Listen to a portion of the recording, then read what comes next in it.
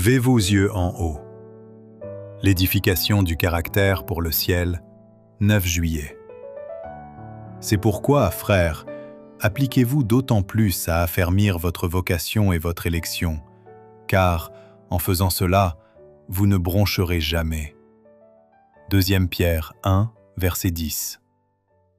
Celui qui regarde à Jésus, comprenant bien ce qu'il est pour nous et ce que nous sommes pour lui, sera diligent. Il vivra sur le plan de l'addition, joignant à sa foi la vertu, à la vertu la connaissance, à la connaissance la maîtrise de soi, à la maîtrise de soi la patience, à la patience la piété, à la piété l'amitié fraternelle, à l'amitié fraternelle l'amour. C'est le cours de la croissance.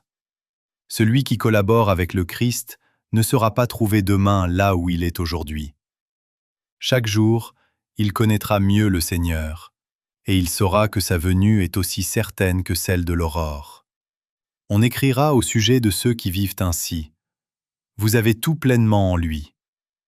Nous ne devons pas seulement travailler pour notre âme, mais pour l'âme de tous ceux auxquels nous sommes liés.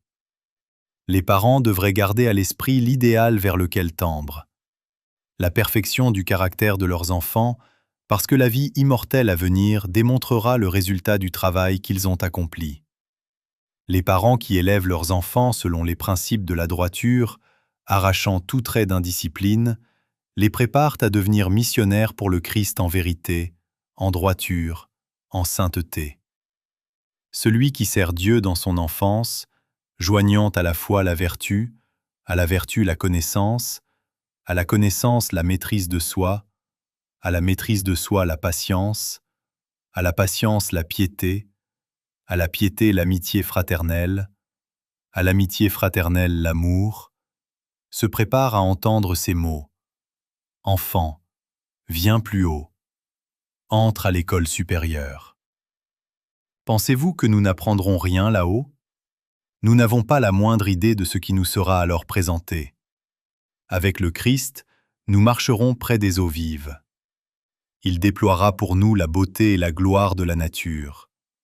Il nous montrera ce qu'il est pour nous et ce que nous sommes pour lui. Il y a des leçons que nous ne connaissons pas maintenant et que nous apprendrons dans la vie à venir. Il est très important pour nous de travailler à notre salut avec crainte et tremblement. Dieu produit en nous le vouloir et le faire, selon son bon plaisir. Si nous le laissons faire, il agira en nous. Notre récompense au ciel dépend de notre marche et de nos conversations avec lui ici-bas. Nous pouvons être chrétiens sur la terre, et pour être chrétiens, nous n'avons pas à vivre dans la dépression et l'affliction parce que nous ne pouvons pas agir à notre guise. Si nous sommes de vrais chrétiens, Christ est en nous, l'espérance de la gloire.